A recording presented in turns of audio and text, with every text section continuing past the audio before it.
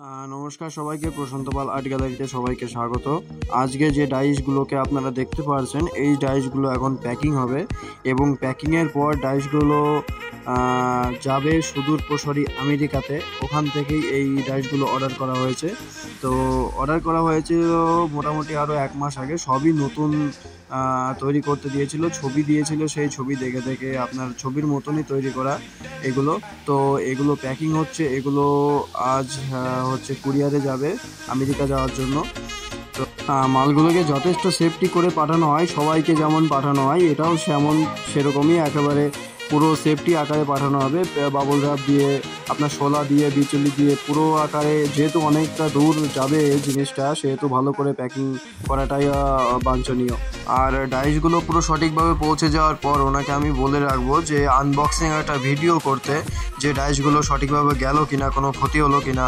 উনি ভিডিওটা করলে আমি আপনাদের নিশ্চয়ই দেখাবো।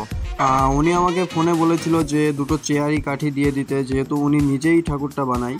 হ্যাঁ, এবার গা পলিশ করার জন্য বা মুখ সারার জন্য অনেক কাজে লাগে এগুলো। তো ওইদিকে হয়তো পাওয়া যায় না, বা পাওয়া যায় কি এই বাঁশের চেয়ারি কাঠি পাওয়া যায় না। এই জন্য আমাকে বলেছিল যে দাদা 2টো প্লিজ চেয়ারি কাঠি দিয়ে দেবেন আমার জন্য।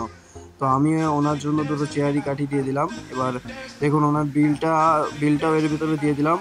আর আপনাদের বলে রাখি যে এখন 1 সপ্তাহ আগে থেকে ডাইস অর্ডার নেওয়া বন্ধ হয়ে গেছে, যেহেতু সিজন চলে এসছে।